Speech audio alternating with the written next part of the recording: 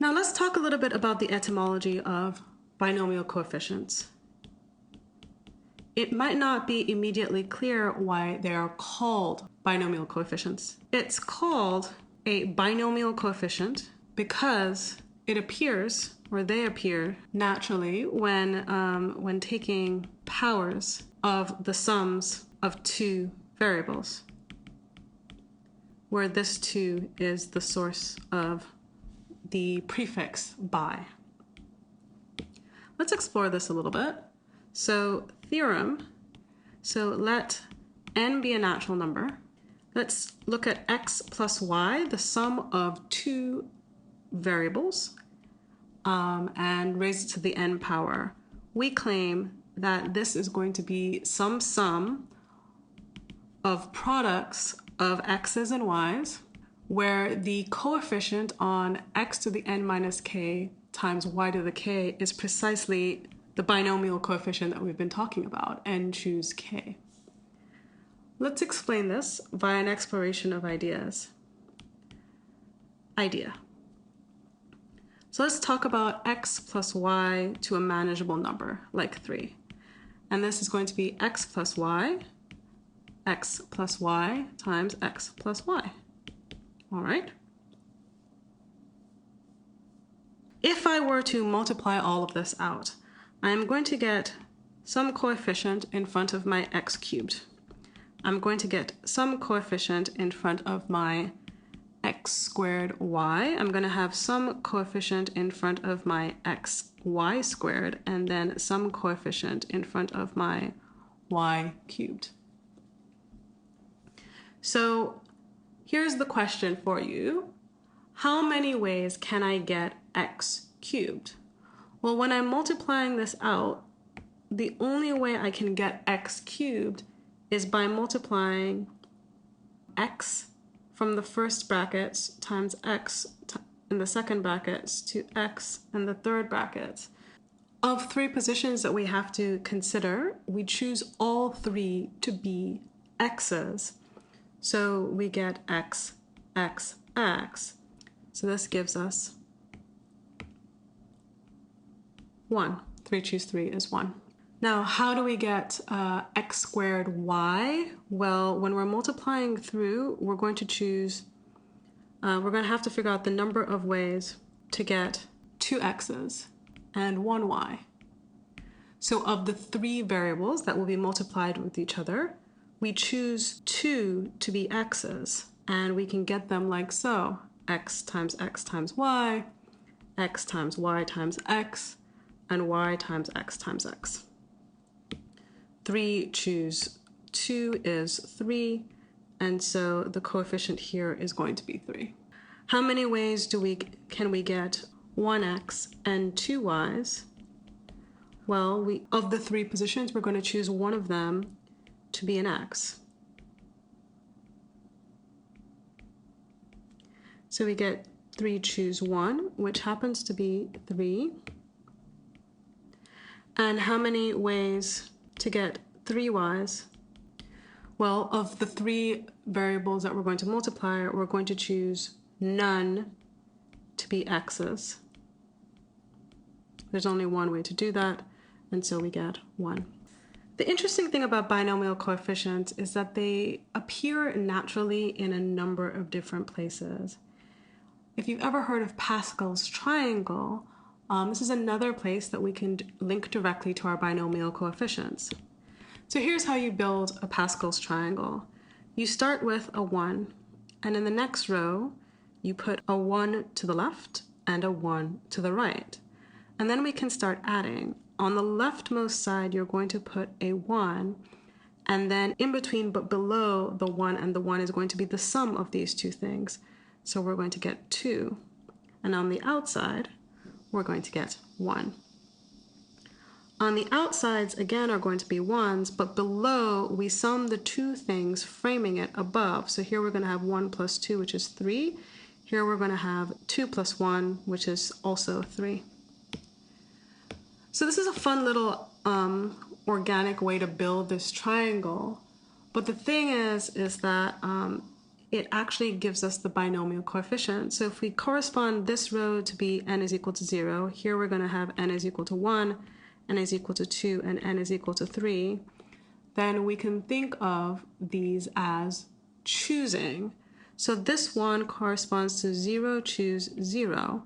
And then we've got 1, choose 0, and 1, choose 1. And then we've got 2, choose 0, 2, choose 1, and 2, choose 2. We've got 3, choose 0, 3, choose 1, 3, choose 2, and 3, choose 3. This is great for placeholding, but the question is, why does it work? And hopefully I can convince you why this might work out the way it does via illustration. We start with the empty set as per usual. And this, going in this direction, we're going to add nothing. And going in this direction, we're going to add n. Union with n. So as I go from the empty set down to the row n is equal to 1, to the left, we're still going to have the empty set. And then here, we're going to union with 1. So this is the set containing 1. All right, so we have flow this way. In the row n is equal to 2, on the left-hand side, we're going to add nothing, so we're going to have the empty set. But then going this way, we're going to add n, where n is equal to 2, so we get the set 2. We also have contributions from the 1 in the line n is equal to 1. We start with the set 1 and we add nothing to get the set containing 1. And then going this way, we add n, which is 2. We add 2, which is the set 1, 2. Let's do this again. We add nothing. This way, we add n, which is 3. The contribution from this 2 gives us 2 union nothing and 1 union nothing. We can build a set of size 2 from these to give 2 union 3 and 1 union 3. And then similarly, we can have contributions from the set 1, 2, adding nothing. Here's 1, 2. And then going this way, we union with the set containing 3 to get 1, 2, 3. So as you can see, this is an algorithmic way to build up all possible sets of a certain size, building from smaller sets of a certain size. And this just gives us a way to organize them. And this is how we get Pascal's identity. So just summarizing that illustration. So let n, k be natural numbers where n is greater than k is greater than 0. Then n choose k is going to be built up from sets of smaller sizes, building from sets of size k minus 1 pulled from the set of size n minus 1, and n minus 1 choose k. This is Pascal's identity. Let's explore some more formulas for n choose k. Here's what I claim. N choose k is equal to n factorial over k factorial times n minus k factorial. And this may seem a little bit bizarre until we start thinking about why this might be true.